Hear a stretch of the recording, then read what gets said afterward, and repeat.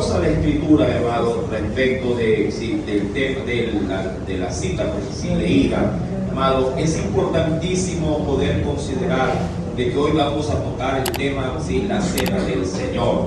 Y dentro de ese preciosísimo pasaje, que siempre he leído, que por lo general los primeros domingos de cada mes, para preceder al ritual propiamente de la cena, siempre tenemos la costumbre de leerlo y muy pocas veces se le ha podido dar el énfasis de lo que implica ser participantes de una cena. Hoy vamos a tratar acerca de esto y como base fundamental vamos a tomar obviamente la postura idónea para poder cenar, hablando de la forma en la que nos deberíamos de acercar a la celebración de la Santa Cena. Antes de adentrarme en ello, es importantísimo considerar de que todo cristiano debería de cenar. Toda persona que ha depositado su fe en Cristo Jesús tiene acceso a la cena. Sin embargo, ya de manera humana, porque quiero reconocerlo de esta forma, de manera ya organizacional, la Iglesia ha establecido ciertos parámetros para poder normar la participación de la cena. ¿Con qué afán? No con el afán de posiblemente desdibujar la intención inicial con la que el Señor nos ha dado el mandamiento, sino más bien para poder tener en medio de los que participan de la cena la mejor postura posible para hacerlo.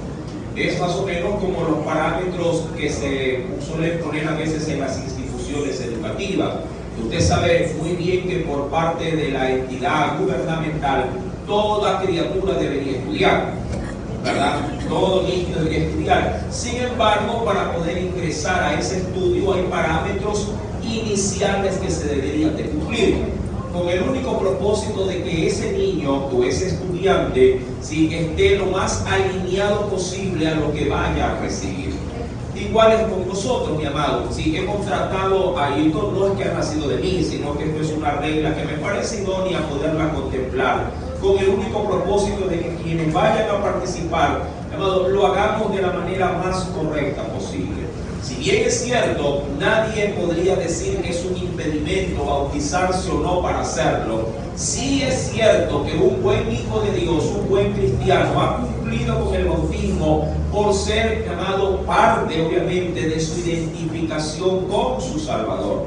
Y ahí es donde vienen muchas veces normas terrenales, donde se suele, amado hermano, hacer saber a quienes habrán de participar en la cena de que deben de estar bautizados. Yo creo que es algo coherente y algo afín a la fe, ya que si decimos que amamos al Señor, creo yo, como cuando alguien lo dice con una muchacha, te amo, y ella le diga, bueno, si me amas y quieres estar conmigo, casémonos, ¿verdad? ¿Qué te impide que nos casemos? Entonces, si por allí hay trabas, usted también entonces pensaría de que ese amor dicho no es tan genuino como se cree. Entonces, mi amado, el hombre que no tiene dudas simplemente dirá amén a esa propuesta, que yo sé que la situación sale inversa, pero y se casará y pedirá la mano de la muchacha y no tendrá temor alguno de manifestarse a sí mismo y a los demás que él está dispuesto a tomar un paso de amor. En el modo propiamente dicho de la parte cristiana, pues creo yo que ningún hijo de Dios debería de privarse de identificarse con su Salvador, amado, respecto del bautismo. Más allá de que también lo es como un requisito indispensable para poder anexar a nuestra fe, dado esa corona visible que representaría el bautismo. Amado, la Biblia dice que el que creyere y fuere bautizado será salvo. Es evidente que la salvación no viene por el bautismo, pero sí por la acción propia de creer en Jesús. El bautismo lo que hace simplemente es coronar, o por decirlo de una forma, adornar, la base fundamental de la fe, con una manifestación visible frente a los demás a través del bautismo. Ahora, dicho esto, mi amado, todos deberíamos de participar de la Santa Cena, pero también todos deberíamos de contemplar cómo debemos de estar para celebrar la cena. Eso, mi amado, creo yo, que debe de ser algo muy preponderante, porque es el máximo, por decirlo así, la máxima manifestación luego de la salvación que tiene un cristiano para poder, mi amado, alinearse con su Redentor. La cena. Mi amado, Jesús dijo, y quisiera de pronto aquí establecer dentro de la Escritura, poder establecer algo especial. Por ejemplo, en Juan capítulo número 6, quisiera tomar estos indicios nexos a la enseñanza de Dios, versículo número 54, así mismo, dice: el que come mi carne y bebe, dice allí, mi sangre, tiene vida eterna, y yo, como garantía de aquello, y yo, dice el Señor, le resucitaré en el día postrero. Es evidente, mi amado, que Jesús no estaba hablando de canibalismo, no estaba hablando de una locura, estaba hablando alegóricamente de lo que representaría su íntima comunión entre el pueblo y lo que él habría, mi amado, de hacer, y lo que él representa. Comer su carne y beber su sangre implica, obviamente, mi amado, tener acceso interna y externamente a todo lo que él es y todo lo que él representa. En el versículo 56, un poquito más adelante, también nos hace saber en ese mismo tema. Dice el Señor: el que come mi carne y bebe mi sangre, pero añade algo adicional. Dice allí, en el versículo 56, el que come mi carne y bebe mi sangre, en mí permanece, y yo, dice allí, y yo en él. Ahora, ¿a qué esto hace alusión? Para ser más explícito o más explicativo, si de pronto nos queda alguna duda. Mi amado, cuando yo voy al libro de Apocalipsis, venga conmigo por favor. Acompáñeme al último libro de la Biblia, Apocalipsis capítulo número 3, versículo número 20. Es un texto evangelístico que se utiliza mucho, mi amado, y que creo que lo interpreta bien respecto de qué implicaría comer y beber la sangre del Señor, y como resultado de aquello poder permanecer en él. Dice, por ejemplo, en Apocalipsis 3, verso 20, he aquí, yo estoy a la puerta y llamo. Y dice allí, y si alguno, porque el llamado, la apertura es amplia, amado, es para quien lo desee. Y si dice aquí, y llamo, y si alguno oye mi voz y abre la puerta, entraré a él. Ojo, entraré a él, como que si nuestro propio cuerpo fuese una vivienda. Dice, entraré en él, y allí dentro de él, ¿qué hará el Señor? Y cenaré con él, y a su vez él lo hará con el Señor. Mira, esto en sí mismo representaría esas palabras, mi amado, tan precisas que fueron mencionadas por Jesús respecto de lo que es comer de él o beber de él. Así como nosotros, mi amado, lo haremos para con él, él también lo hará para con nosotros. Obviamente que el simbolismo representa comunión entre ambos. Jesús lo dijo de su Padre, que el Padre y él eran uno solo. Y Jesús dice de nosotros que también somos uno con él.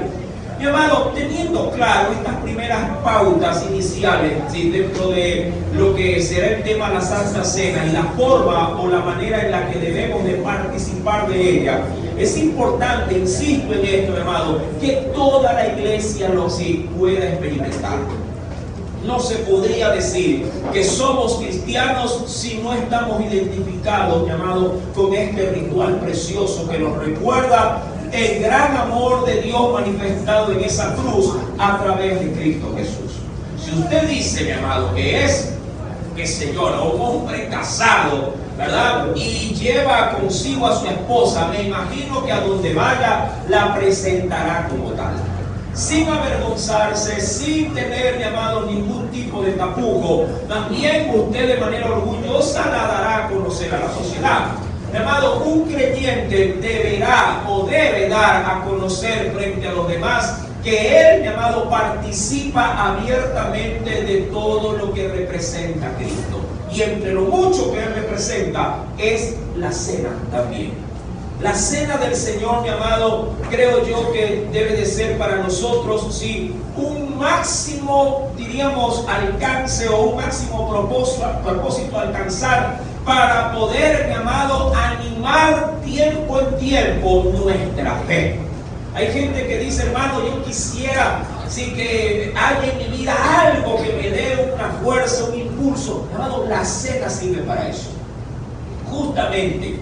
Sí, así como hay quienes tienen de tiempo en tiempo a bien purgarse para sacar toda la toxicidad en su cuerpo, ¿vale? Así también, visto de manera inversa, para poder fortalecer y llenar o vitaminizar nuestra alma, la cena del Señor, mi amado, es el precioso, diríamos, ritual que nos conduce a todo esto. Mi amado, sin embargo, vivimos en medio de una generación de cristianos que no le da énfasis o valor a este ejercicio. Se lo digo de manera muy real, mi amado. Hay muchos cristianos que no tienen la más mínima preocupación de pasarse una cena. Para ellos les da igual hasta cierto punto si vienen o no vienen a cenar. Digan, bueno, sí, me la perdí, el próximo mes lo hago. Mi amado, no sé, pero si a usted tuviera una pensión jubilar, salvo que tenga mucho dinero o que le sobre dinero, ¿quién de ustedes dejaría de pasar la fecha de cobrar su cheque? ¿Quién de ustedes dejaría pasar la fecha de cobrar una pensión jubilar? Más bien usted está 2 o 3 días antes, y si tiene un recordatorio en el celular o si lo puede poner o redondear allí con rojo en el calendario, dirá, avísame, cuidado, me voy a olvidar. Mi amado, apenas cae la fecha, usted tiene que el cajero retirar. Sí, porque obviamente usted sabe que esto es necesario para poder sustentarse.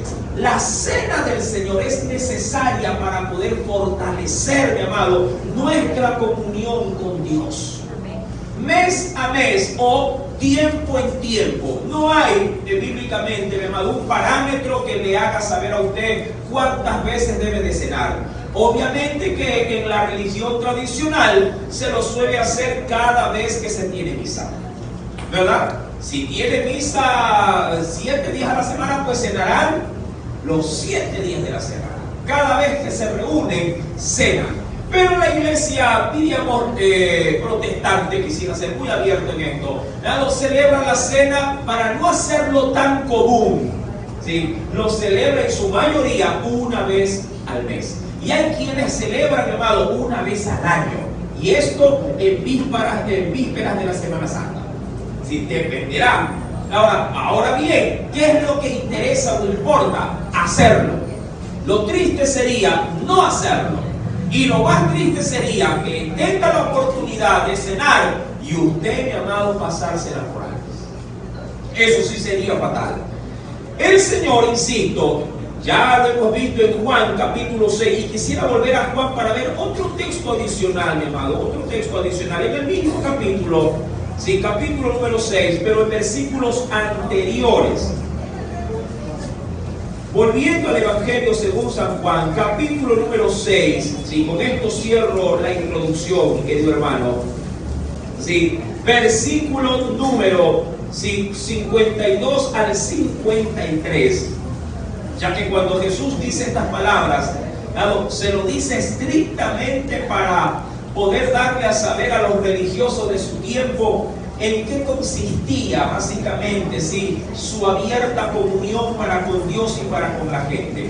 Dice el Señor, ¿sí?, Juan capítulo 6, versos 52 al 53, dice: entonces los judíos contendían entre sí y decían: ¿cómo puede darnos a comer su carne? Y cuando ellos dicen esto, mi amado, Jesús está haciendo relación, ¿sabe a qué?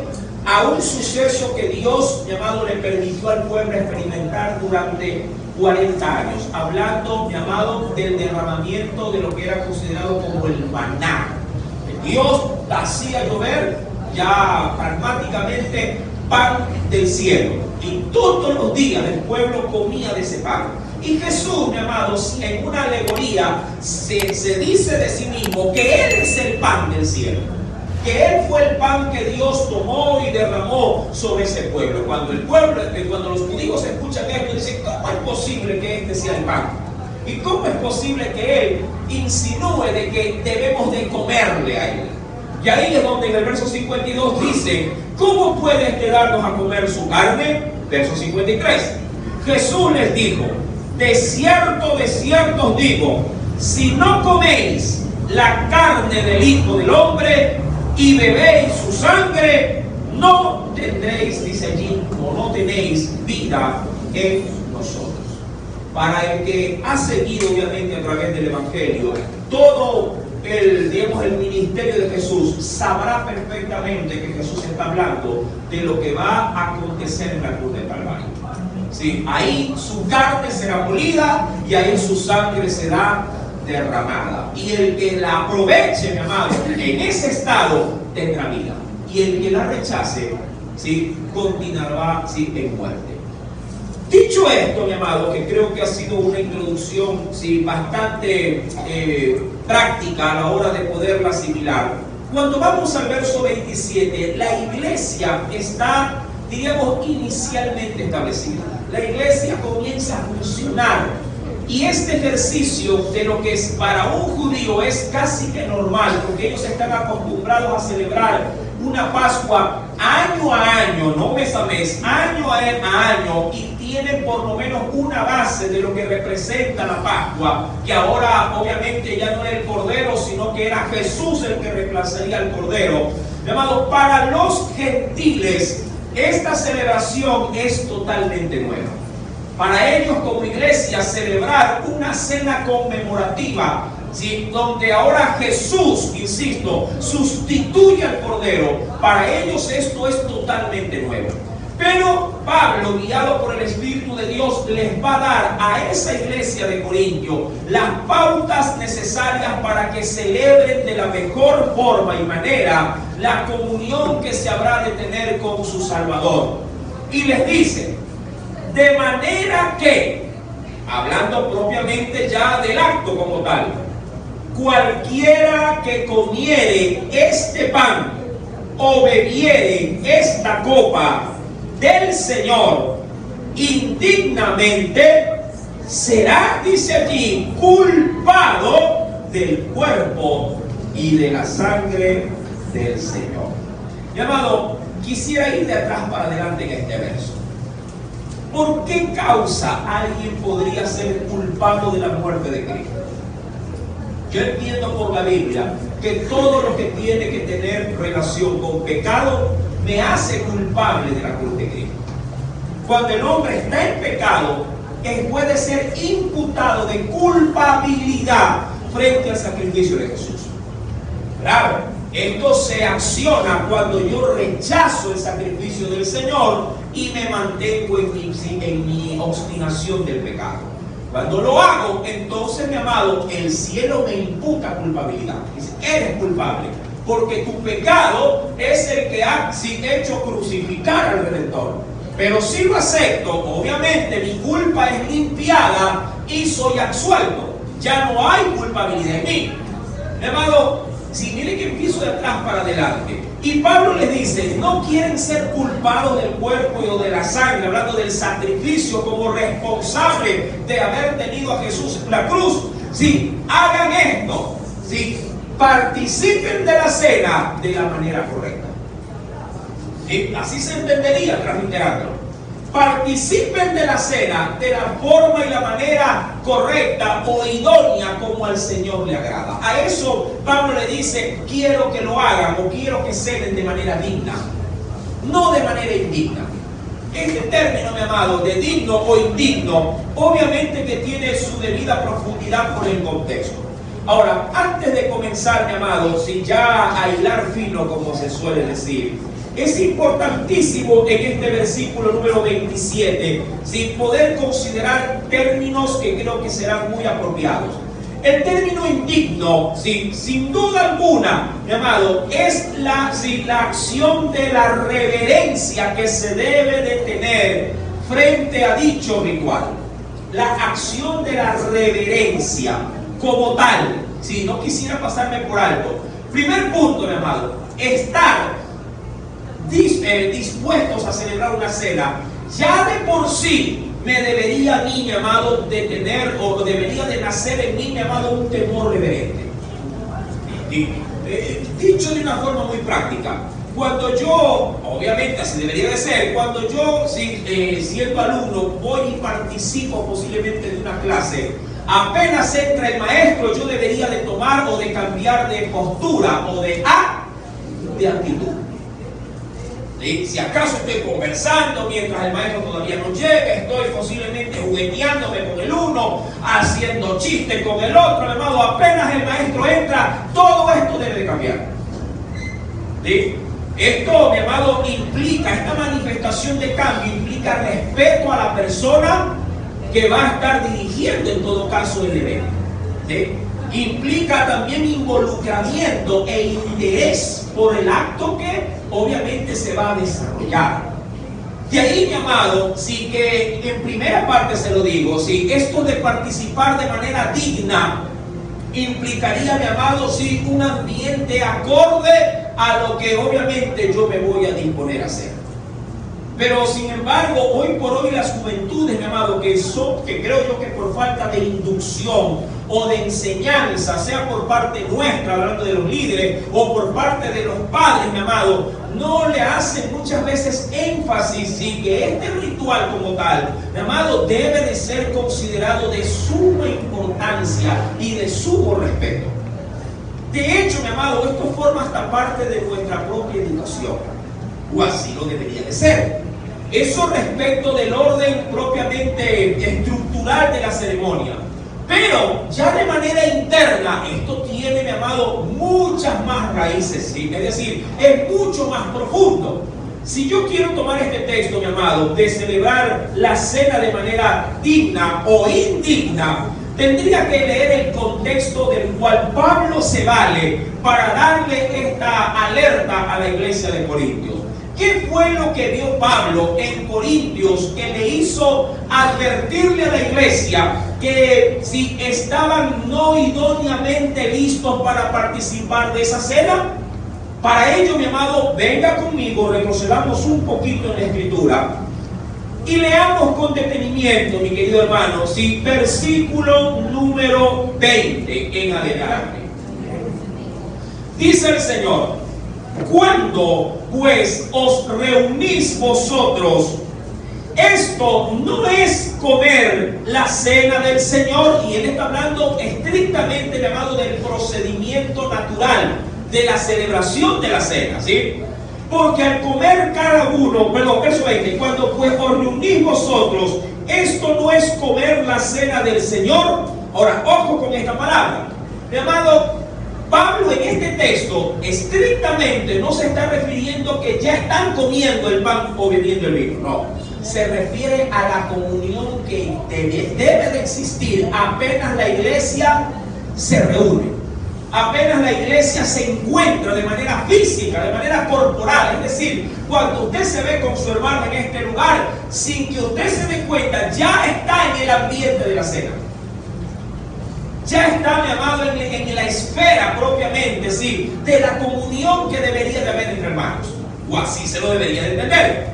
Luego dice, porque, verso 21, porque al comer, ahora sí está en todo el proceso de la participación de la cena. Porque al comer, cada uno se adelanta a tomar su propia cena, y uno, hablando de otro miembro, pudiera llegar a tener ¿qué cosa? Tiene hambre, y otro, mientras tanto, ¿qué ocurre? Se embriaga. Ahora, para entender este contexto bíblico, es necesario, diríamos, traer a cotación un análisis, diríamos ya, superficial. Mira que digo superficial, ¿sí? Algo que debemos de entender. Los judíos eran mucho más reverentes que los gentiles, sobre todo ¿sí? Cuando se trataban de poner en práctica actos ceremoniales, ¿sí? Dentro de un templo, y mucho más dentro de un hogar. Por ejemplo, las fiestas de los tabernáculos eran fiestas estrictamente hogareñas, ¿sí? Mandadas por Dios para que se celebre no estrictamente en el templo, sino estrictamente en casa. De ahí que todo buen judío en casa, sin importar dónde viviera, tenía que adecuar una vez al año su vivienda para ir a dormir fuera de ella, prácticamente a la intemperie, para poder recordar y asimilar e identificarse con toda la travesía que vivió el pueblo de Israel durante 40 años durmiendo en el desierto. Ellos, este tipo de ceremonias, mi amado, les hacían obviamente ser un pueblo mucho más, que valora, un pueblo más reverente, que valoraba los rituales propiamente de las exigencias de Dios. Pero el pueblo gentil nada de aquello tenía. Para ellos los rituales o las demandas de Dios dadas de una manera tan estricta en la ley, para ellos esto era totalmente ajeno. Ellos decían, bueno, si nos vamos a sentar a comer, pues comamos. Si nos vamos a sentar a tomar, tomemos, sin mayor trascendencia. Pablo tiene que educar a la iglesia. Pablo tiene, mi amado hermano, que poner normas y pautas que para los gentiles, insisto, nada sin de conocimiento había. Insisto en esto, mi amado. Pablo ahora en el verso 21 les dice, a ver, señores, ustedes se han reunido, ¿sí?, en un lugar que ahora se denomina iglesia, y están participando, ¿sí?, de los alimentos, porque eso sí, mi amado, debemos de ser muy conscientes. La forma en que la cena se celebraba bíblicamente en la antigüedad es muy diferente al tipo de cena que nosotros celebramos aquí en nuestro entorno. Muy diferente. ¿Sí? No hay punto de comparación de lo que nosotros en cena participamos como lo hacían ellos. ¿Sí? Más bien algo que se asemejaría a una cena bien llevada son los rituales, por decirlo así, que nuestro pueblo indígena hace cuando se reúne para participar de un banquete. Ellos sí podríamos decir participar bien de una cena, ya que cuando se reúnen para celebrar algo, posiblemente, mi amado, hasta religioso, cada quien va, digamos, llevando una buena porción, ¿sí?, de alimento para participar en comunidad. De ahí que no es raro, mi amado, que cuando los indígenas se reúnen, van llevando chancho, van llevando gallina, van llevando pollo, van llevando fruta, van llevando cualquier cantidad de alimentos. ¿Sí? Esa gente, mi amado, cuando lo hace en grande, ¿sí?, y participa obviamente todos los que asistan, absolutamente todos. Nuestra cena obviamente no tiene esas características, creo yo, mi amado, no porque no haya el deseo de hacerlo, sino porque aquí, primer punto, no entraríamos, mi amado, para poder celebrar semejante tipo de, ¿cómo le digo?, de manifestación de comida. Sería esto una kermés, más que un culto. ¿Sí? Y no tenemos tampoco la estructura como para poder decir, hermano, pasemos a cenar, la cena del Señor. ¿Sí? Y ahí con mesa y con buffet cada quien agarra una porción y oramos y celebramos la cena. Sería fantástico. Lo haremos, sí, pero cuando estemos con el Cordero allá arriba. Ahora, mi amado, es importante esto. La iglesia primitiva, cuando comenzó a celebrar la cena, lo hacía a mesa llena. Cada quien llevaba lo que tenía, sí, a la mano. Y así cada quien, al llevar, obviamente añadía al que otro había llevado, y eso se volvía un banquete tremendo. Pero había un problema en medio de los hermanos de Corintios. No todos tenían la posibilidad de poder llevar sin tal cantidad de alimentos. Había gente, diríamos, en cuanto a clase social, de jerarquía media y alta, que podían llevar todo lo que ellos quisieran. Pero también había gente pobre. Había gente, mi amado, que no tenía la capacidad monetaria como para poder solventar algo, ¿sí?, dentro de esa misma celebración. De ahí que cuando se reunían a comer, mi amado, obvio que mucho pueblo quedaba fuera de dicha participación.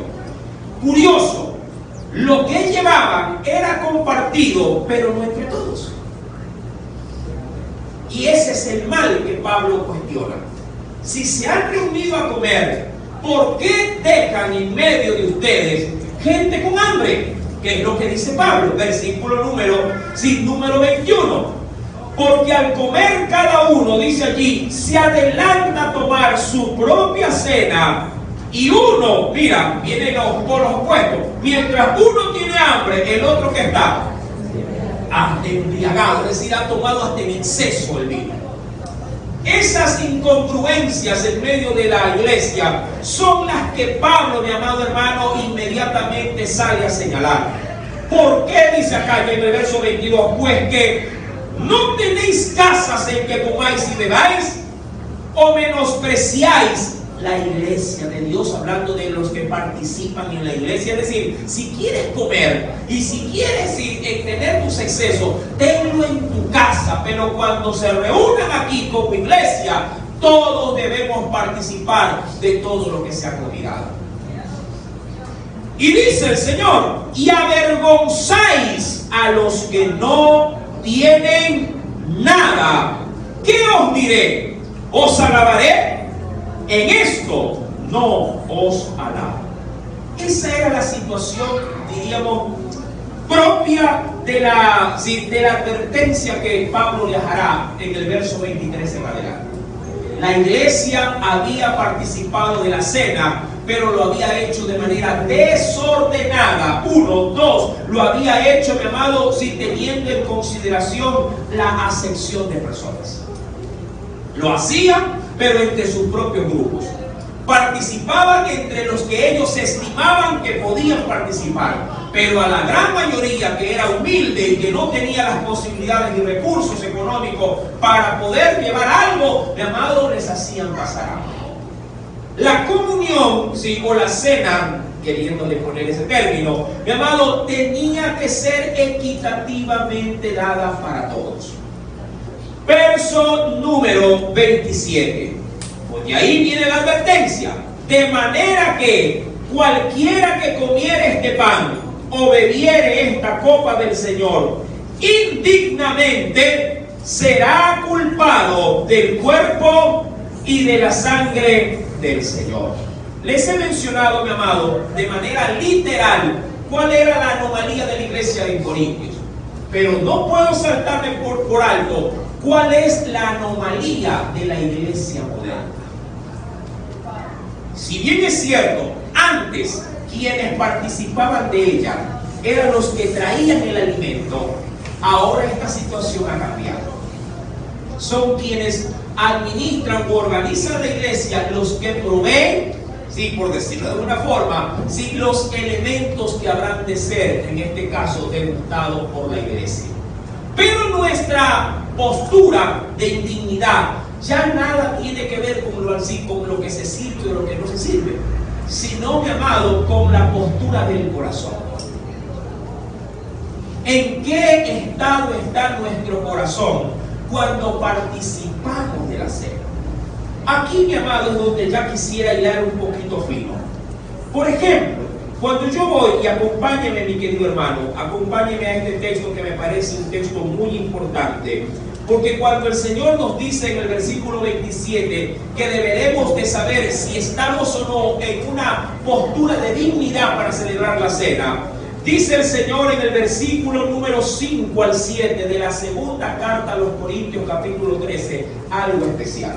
Segunda carta a los Corintios, capítulo número 13, verso número 5 al 7. Este texto me pareció muy pertinente, mi amado, introducirlo en esta enseñanza. ¿Cómo saber, mi amado, si estoy o no idóneamente en una cena para celebrarla en el Señor? ¿Cómo saber? Esto creo que te ayudará enormemente. ¿Lo entiendes? Segunda carta a los Corintios, capítulo 13, verso número 5 al 7. ¿Lo encontró? Dice el Señor, examinaos. ¿Sí? Examinaos, examinarse a vosotros mismos. ¿Y qué es lo primero que debo de examinar en mi vida para poder, sí, llevándolo al tema, para poder saber si mi vida está o no lista y dispuesta para participar de la cena del Señor? Dice, examinaos a vosotros mismos si estáis, y esto es lo básico, ¿en dónde o en qué estado? En la fe. ¿Estáis en la fe de Cristo, mi amado? Porque te diré, hermano, pero esta pregunta me parece muy exagerada. No, mi amado, al contrario. Hoy más que nunca, hablando de los tiempos, hoy más que nunca hay mucho pueblo que está desertando de la fe. Hoy más que nunca, mi amado, muchos se están, mi amado, involucrando sin darse cuenta, fuera del carril de Cristo. Hoy más que nunca el amor de muchos se enfría. Hoy más que nunca hay apartados. El día de ayer que me dijeron que lleve una palabra para los adultos en la obra misionera que se está realizando aquí en Cucholote, aquí al frente. Hermanos, sí, bueno, llegaron los niños y por allí comenzaron a llegar uno que otro, y al rato llegaron por ahí ciertos papitos y ciertos hermanos. Sí, llegaron y se sentaron. Y comencé, primeramente, el hermano me dijo, no sé, malito pastor, lleve un mensaje para la familia, lleve un mensaje para el hogar. Pero créanme que, si bien es cierto, tenía algo que decir respecto de aquello, me dejé guiar más por el Señor en ese momento. Y no abordé el asunto propiamente del que se me dijo, sino que, mi amado, ahondé más bien en el tema social. Al término de lo que se dijo, mi amado, y que se remarcó mucho el asunto de la crianza para poder cambiar esta sociedad, mi amado, todo el mundo estaba ahí era apartado. Todos, absolutamente todos. No había uno que diga, yo nunca conozco. No, todos estaban apartados, todos, absolutamente, todos, al 100%. Pero esto obviamente saca a relucir lo que se lee en este pasaje bíblico. Hay que examinarse si uno está en la fe. Mi amado, mes a mes, como se lo hace aquí, mes a mes, ¿estás creciendo o estás decreciendo en tu fe? Es lo primero que debemos de evaluar. Diría alguien, ¿estoy más enamorado de Cristo o estoy desamorándome del Señor? ¿Cómo está tu intensidad? La cena es para medir esto en tu vida. Para eso sirve la cena. ¿Por qué, mi amado? Mira, quiero ser muy práctico. A mí me gusta ser muy hasta exagerado con los ciertos ejemplos que mi esposa a veces me dice, no digas esas cosas. Y yo admito que a veces uno se puede llegar a pasar de la raya, pero es más o menos como tratar de decirse a sí mismo con su pareja, ¿la estoy besando en la boca o no la estoy besando en la boca a mi esposa? O lo que es más, ¿la estoy besando con lengua o sin lengua? O ahora puro piquito. Si decimos que estamos más enamorados, que con el pasar de los años se acrecenta la flama del amor en el matrimonio, ¿cómo deberían de ser los besos entre marido y mujer? Sí, apasionados. Así debería de ser. Aquí hay muchas parejas, o me equivoco. ¿Cómo deberían de ser nuestras caricias? ¿Más frías o más apasionadas? Más apasionadas, porque se sobreentiende que el amor crece, ¿verdad? ¿Cómo debería de hacer, mi amado? Debería de ser nuestra afinidad con Cristo. ¿No deberíamos de ser cristianos más apasionados que ayer? Que la pasión del mes de febrero debe de aumentar para el mes de marzo. Que la pasión del mes de marzo debe superar a la del mes de abril.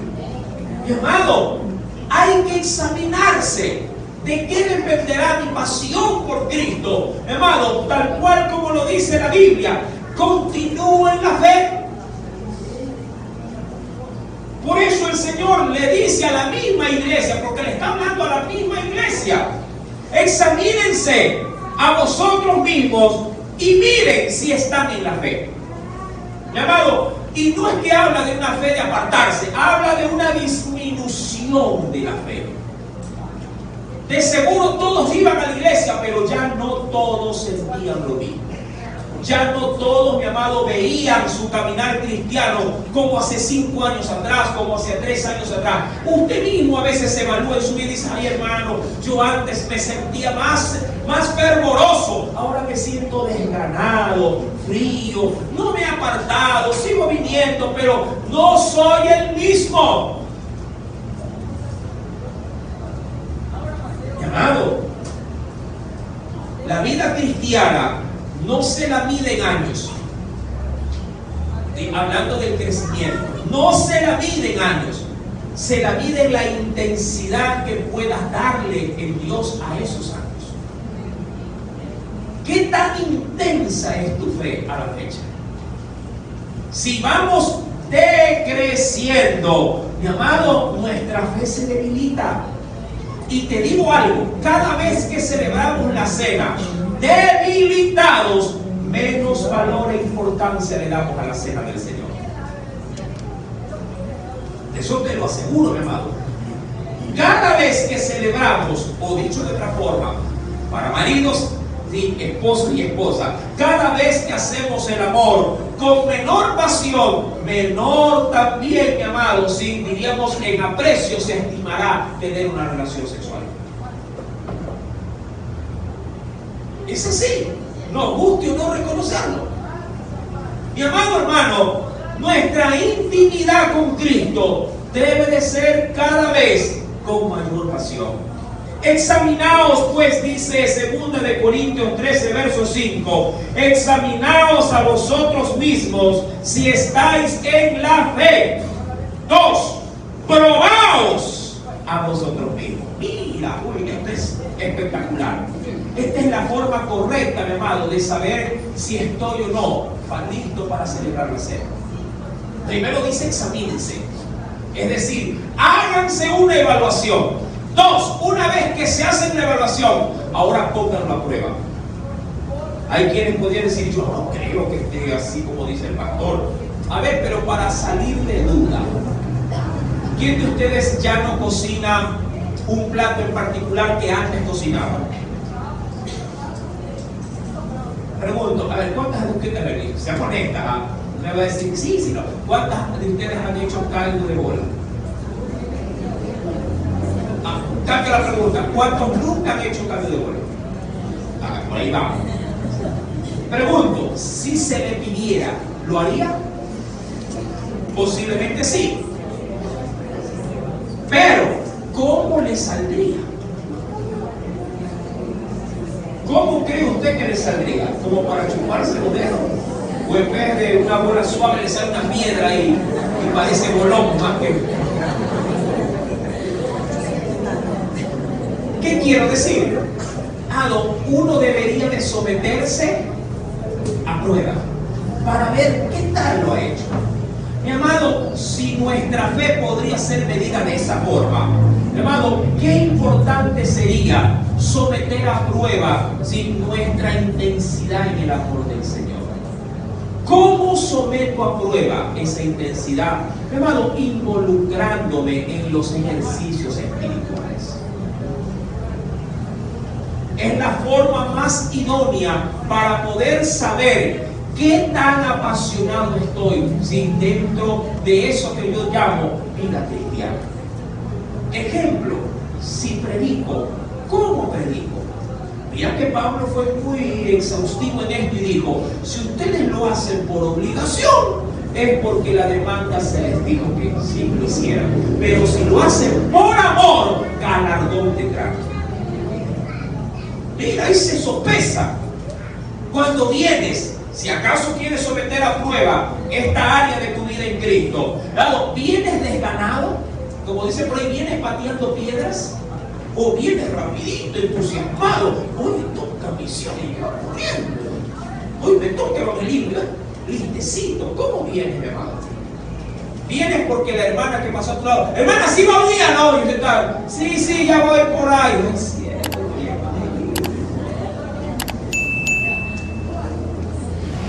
Sometan a prueba su fe. Esto puede pasar hasta en intimidad propiamente de oración. Mi amado, esto se puede evaluar de manera personal. Pablo, mi amado, le dice a esa misma iglesia: sométanse a un examen, sométanse a ser probados. Verso número 5 sigue diciendo: o no sabéis, o no os conocéis a vosotros mismos. Yo le pregunto, a ver, siendo honesto, ¿usted sí se conoce a usted mismo? Mira que hay gente que dice, creo que es por expresión, ¿no? O ni yo mismo sé lo que tengo. No hablando de enfermedades, hablando de lo que está pasando, de alguna situación interna, emocional, posiblemente algún conflicto. Dice así: no entendí, yo mismo me entiendo. ¿Qué me vas a entender tú? Dice el Señor que no se conocen a vosotros mismos, que Jesucristo está en vosotros, a menos que estéis, dice allí, reprobados, o lo que fuera igual, descalificados. Mas espero que conoceréis que nosotros no estamos reprobados. Oramos a Dios. ¿Para qué? Para que ninguna cosa mala hagáis. No para que nosotros, hablando de los líderes, si aparezcan aprobados por ustedes, sino para que vosotros hagáis lo bueno, aunque nosotros fuéramos, ¿qué cosa? Como reprobados.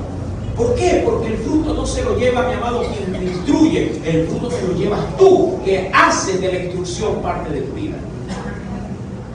Como cuando le dice una madre a su hijo: el estudio es para ti. Es verdad, yo te fastidio, yo estoy tras de ti, yo te estoy haciendo presión, pero el beneficio no es mío, es tuyo.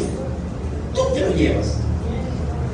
Mi amado, crecer en Jesús no se lo lleva el pastor, te lo llevas tú. Tú te llevas el galardón. Tu comunión con Cristo, mi amado, debe de ir. Si bien es cierto, a veces difícil en su vida es doble esfuerzo. Por eso es que cuando uno está decreciendo, se va rapidito de pique, porque la bajada no tiene obstáculos. En la bajada, hasta digamos así, por pendiente mismo, por la ley de la gravedad, cae por sí solo. Por eso es que es fácil apartarse de Dios. Fácil. Que si apartarse de Dios fuese de su vida, mi amado, nos demoraríamos años en podernos apartar. Pero no, como es de bajada, mi amado, que un día estamos en la gloria y otro día estamos en el lodo del pecado.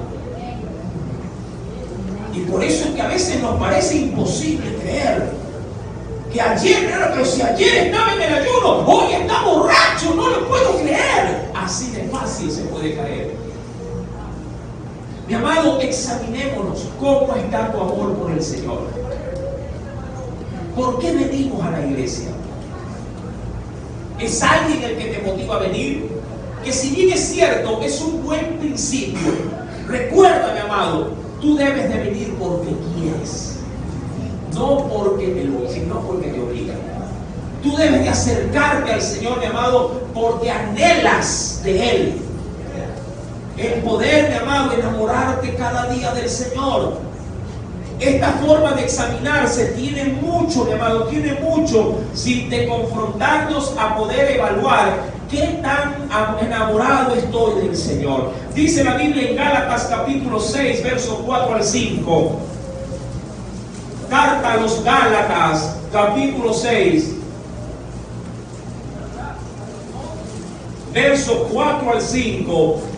Mira, esta forma de analizarse, dice el Señor: así que cada uno, porque esto es individual, hermano.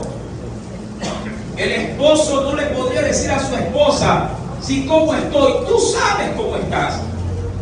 Si una esposa le dice al marido: ¿cómo estás? Él le dice: bien. Así a seca, ¿verdad? Bien. Y la mujer obviamente sabe que esa respuesta no es satisfactoria. Dice el verso 4: así que cada uno someta a prueba su propia obra. Y cada uno someta a prueba, es decir, un balance, como que se hace una medición, un peso. someta a prueba su propia obra, y entonces al término de habernos podido someter a prueba, tendrá, dice, motivo de gloriarse. Porque si de pronto, mi amado, si él se evalúa y dice, creo que estoy haciendo las cosas bien, mi amado, saldrás contento de aquello. Saldrás alegre, motivado. Y entonces tendrá motivo de, dice aquí, de gloriarse solo respecto de sí mismo, pero no de otro. Porque cada uno llevará su propio peso, su propia carga. Mi amado, nadie puede examinarte sino tú mismo. Nadie puede evaluarte, solo tú. Y claro, el Señor sabrá cómo y en qué condición estás. Cuando yo voy al versículo 28 de Corintios 11, que es el texto inicial de lectura, dice el verso 28, por tanto, pruébese cada uno. Para los corintianos, mi amado, ese probarse es, a ver, estoy participando de la cena solo para venir a llenarme la barriga de la comida que trae la gente, o lo hago para poder participar en comunión con los más necesitados para que todos salgamos, sí, diríamos, con el estómago así que lleno. ¿Cómo? Para los corintianos, pero para nosotros esto no aplica, pero aplica obviamente su interpretación espiritual. Verso 28, pruébese cada uno a sí mismo. Es decir, evalúese, saque su propia conclusión.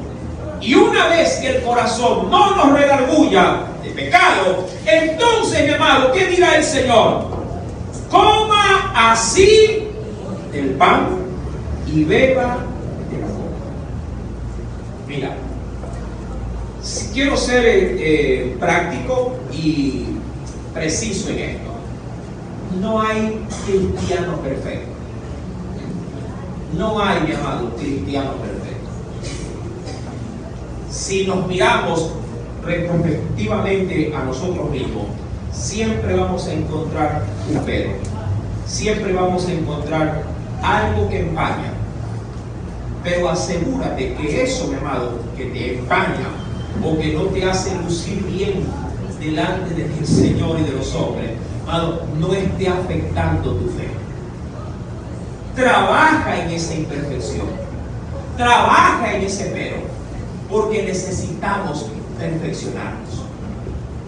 Pero que ese pero, mi amado, no empañe, ¿sí?, tu comunión con Cristo. De pronto allí un mal carácter, un mal genio, hermano. ¿Quién no sufre de esto? Posiblemente un carácter ahí difícil, que tú estás constantemente, pero eso no es que te tiene apartado de la fe, eso no es que te tiene apartado del Señor. Más bien luchas cada día, Señor, ayúdame a vencer este genio podrido que tengo. Ayúdame a poder tirar abajo si esta conducta, que a la verdad lo único que está provocando es impedir que mi fe pueda crecer. Eso como por citar un ejemplo. De pronto puede haber en tu vida, mi amado, sí, un que me importismo a la hora de comunicarte entre los tuyos. Mira que la comunicación se estudiaba muchísimo cuando se trataron temas de familia, de hogar. La comunicación puede ser, mi amado, un peso muerto que arrastran sin los matrimonios. Que si bien es cierto, es necesario que haya comunicación en el matrimonio, en el hogar, mi amado, puede ser un pero que te venga siguiendo, pero que tú tienes que trabajar en esto para ir cada día superándolo. Si ayer hablaste una palabra, hoy día habla dos, y mañana pídele al Señor abrir la boca y decir 3 cosas. Ojalá. Esto pasa en casa muy frecuente. ¿Cómo te fue? Bien, y ya. Bien, nada más le dice. Mañana más tiene, ¿qué tal te fue? Sí, muy bien. Ya añadió. Entonces, así, mi amado, uno se va evaluando, pero va venciendo la situación. Dice pues el Señor, disciérnanse, ¿no? Pruébense. Y una vez aprobados, dice, coma así del pan y beban de la copa. Es decir, y entren en la comunión de Dios. ¿A través de qué? del recordatorio de qué? Del sacrificio de Jesús. ¿Por qué es tan necesario recordar esto? Mi amado, para tener latente y presente, mi amado, el costo, ojo, el costo, el precio, mi amado, con el cual fuimos adquiridos por el Señor. Las cosas, mi amado, que han sido compradas por Dios son cosas caras. Tú le saliste, sí, tú le saliste caro al Señor. Amén. Tú le saliste caro al Señor, mi amado. Tú vales más que un carro último modelo. Tú vales más que una casa, mi querido hermano. Tú vales, amado, lo que pesa en oro, digo yo, la sangre de Cristo Jesús, su cuerpo. Tú vales más que cualquier bien material. Valemos mucho, mi amado. Y la cena del Señor lo único que hace es recordártelo. Él te recuerda el precio que Cristo pagó por ti. Y al hacerlo quiere obviamente que haya en ti reflexión, que haya en ti, mi amado hermano, esa convicción permanente de que no olvides cuánto precio pagó Dios por ti. Eso te hace vivir agradecido. Mira, alguien podría decir, hermano, a mí me perdonaron tanto. ¿Y cuánto fue eso? Uy, eso fue como hace 10 años atrás. Y esa persona que te perdonó, ¿sabe qué pasó? Yo ni sé dónde vive. Ni sé qué será de él. Ya te olvidaste. ¿Me explico? Y cuando uno se olvida cosas importantes, hermano, tiende a desvalorizarlas con el tiempo. No porque no haya tenido valor en su momento, lo tuvo, pero el tiempo te hizo olvidar, sí, el gran posiblemente favor que te hicieron, que llegó en el momento exacto. Si algo tiene el corazón del ser humano es ser ingrato. Sí, mi amado.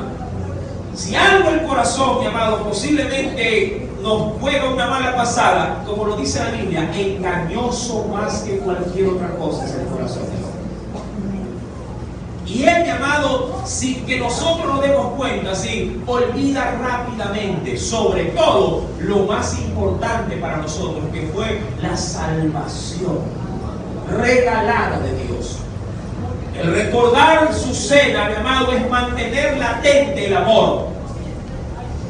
Verso número 29 nos termina diciendo en este precioso texto para concluir. Dice el Espíritu Santo de Dios, porque el que come y bebe indignamente, dice la Escritura, versículo 29, ¿qué nos dice?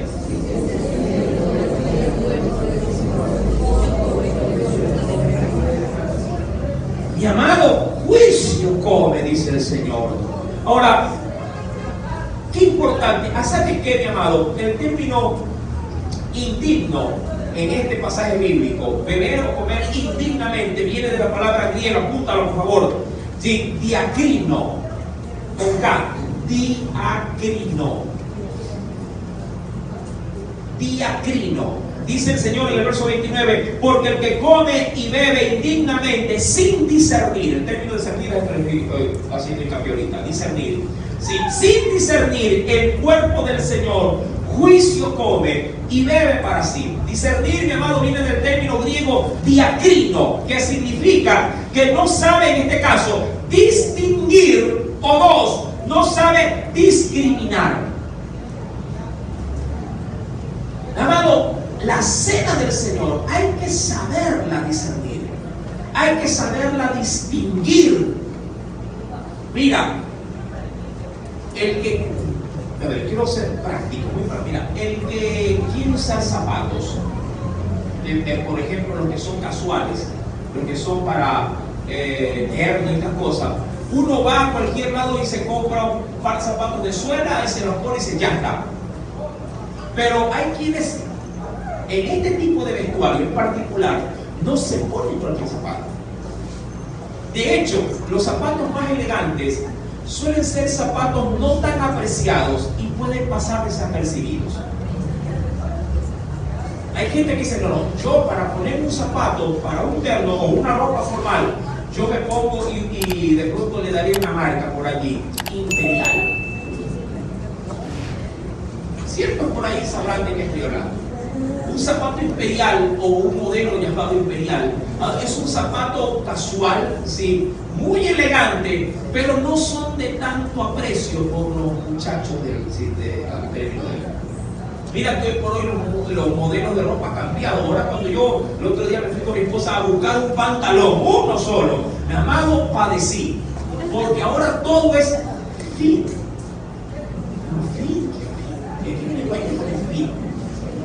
Claro, cuando uno se lo pone parece que está metiendo las piernas en un guante. Ahí me di cuenta de lo que significa, es estrechísimo, mi hermano. Y digo, esa ropa yo no la aprecio, pero la juventud distingue, busca y tiene aprecio por ese tipo de ropa, ¿verdad? Así como una persona de edad tiene un aprecio, distingue o hace una diferencia entre un zapato que para él, mi amado, en su concepto, si piensa que es lo idóneo para poder calzar, así, ya hablando del ambiente espiritual, no todos saben distinguir, mi amado, el valor y el significado que tiene la cena. No todos lo saben apreciar, no todos saben discriminar este asunto. Así como cuando alguien de pronto no sabe apreciar el precio que valemos para el Señor, tampoco no todos saben apreciar el ritual en cuanto a su grado de importancia de lo que es la cena.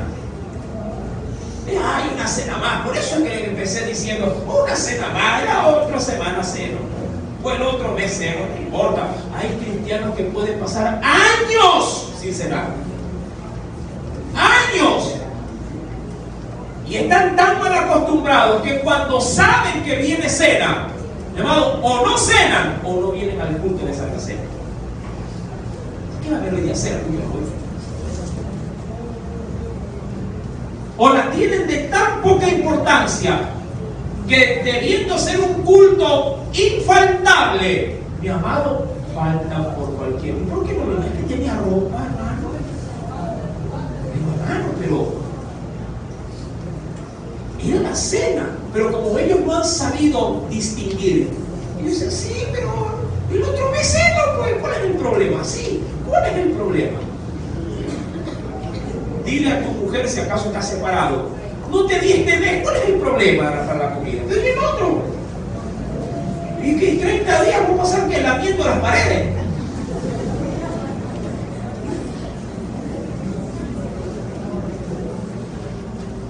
Diacrino, distinguir, discriminar. El significado podría ser que los corintios, estoy leyendo la nota, el significado podría ser que los corintios o los cristianos no distinguían entre una comida común y una comida sagrada. Buen análisis. Comer es comer, diría cualquiera. Mira que en honestidad, aquí compramos juguito y compramos galletitas. Usted dirá, ¿qué es la cena? Mira, pues si ese jugo lo meten acá atrás. Y esas galletitas, sí, esas me las tiraron en el cumpleaños de cada vuelta. No es, mi amado, el juguito de la vuelta ni las galletitas de la fiesta. No es en sí mismo el alimento que se brinda, es lo que representa. Ya en consagración, llamado en oración, en armonía espiritual, lo que obviamente el Señor quiere transmitirnos a través de ello. Puede ser, sí, hermano, que ese juguito lo vendan en el comisariato y ahí miren el pasillo 7. Puede ser, hermano, que lo encuentres en todo lado. Mira, amor, caricia, en todo lado lo encuentras. Pero dados con el corazón solo en una persona. Sexo lo encuentras en todo lado. Sí, pero que lo hagas con alguien que te ama solo en una sola persona. Galletas y vino en todo lado lo encuentras. Pero quien te lo brinda, amado, desde la cruz del Calvario hace la diferencia. Él no lo hace.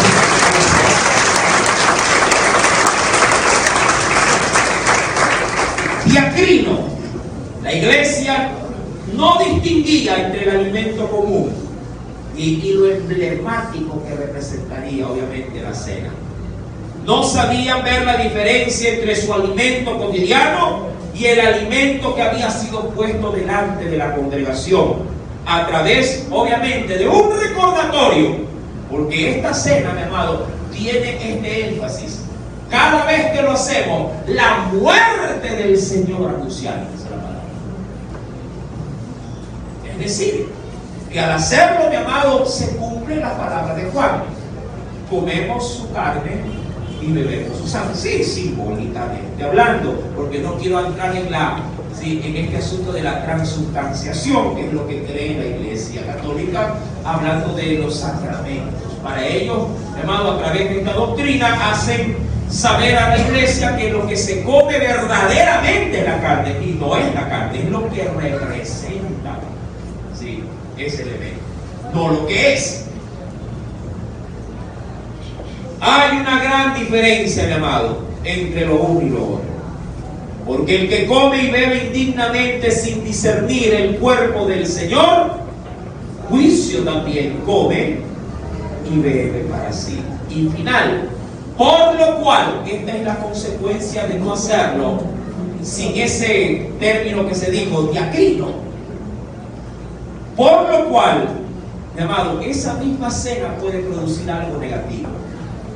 Hay muchos enfermos, y esto podría ser asimilado de ambos lados, enfermos físicos o enfermos espirituales, y también debilitados entre vosotros, y lo que fuere peor, muchos duermen.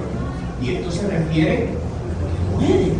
¿Por qué? Porque, mi amado, se atreven a cenar sin tener un discernimiento claro de cómo deben de estar, y lo hacen, mi amado, estando esclavizados del pecado. Por eso es que se leía, mi amado, y se dio la referencia de la segunda carta a los Corintios: examinaos, dice, si estáis en la fe. Hay que estar en la fe, mi amado. Yo sí discrepo enormemente con iglesias modernas, digo esto, amado, porque hay iglesias que la cena se la dan al reibúndico del mundo. Que no importa, lo importante es que si está en la iglesia, la cena del Señor. No, mi amado, si a Corintios, siendo iglesia, teniendo un mal concepto de lo que es la cena, ya la alerta les llegó y les dijo: cuidado, lo hacen así. No se diga para un inconverso. No se diga para alguien que no ha alcanzado de Dios, dado la capacidad de discernir entre el bien y el mal. Hay iglesias, mi amado, que dan cenar a todo el mundo. Así haya o no haya recibido a Jesús, que cenen. Es que están en promesa, ya entenderán. No, mi amado, eso es equívoco. Como las iglesias, que salgo un poquito del tema, que tienen la intención de volver a bautizar. Estos son, sí, es verdad, quiero utilizar de buena manera el término, son sacramentos sagrados. Son actos litúrgicos llamados de relevancia, que no pueden ser tomados a la ligera. Así como yo no puedo tomar, ni usted tampoco, a la ligera el sacrificio de Jesús, debo darle la importancia de vida. Amados hermanos, examinémonos, evaluémonos y pasemos a un estado de aprobación. ¿De qué forma? Si usted dice: hermano, ya me evalué, ahorita me estoy examinando y ¿sabe qué? Me quedé de año. Sí, puede ser. Puede ser, hermano. Diría alguno: ¿no sirve entonces? No, al contrario. Ponte a cuentas. ¿Sabes que no pasas? ¿Sabes que te quedaste, por decirlo así? Ponte a cuenta, hermano. ¿Qué dijo el Señor a manera de analogía con este texto? Si vienes al altar trayendo algo para el Señor y ahí te acuerdas que has cometido una ofensa, ¿qué dice el Señor? Deja tu ofrenda ahí, ponte a cuentas con tu prójimo, ven y presenta tu ofrenda. ¿Sabes cuál es tu ofrenda? Tu corazón. Porque eso lo entregamos al Señor. Nuestro corazón. ¿Te acordaste de que algo inapropiado dijiste o hiciste? Pídele perdón. ¿Sí? Aprovecha, mi amado, la oportunidad que Dios te da. Ponte a cuentas, mi amado, con el cielo y con la tierra. Y dice, Señor, ahora sí, he pasado en Dios. Tú me has perdonado, porque la Biblia, mira que ayer se estudiaba. Jesús dijo allí en ese texto de Lucas, me parece, si me falla la memoria, sí, capítulo 12 me parece, amado, respecto de qué, de que el Señor puede perdonar todos los pecados, todo tipo de pecado, todo tipo de pecado. No, hermano, es que ay, hermano, es que siempre ando pecando. Y ya no peques más, hermano.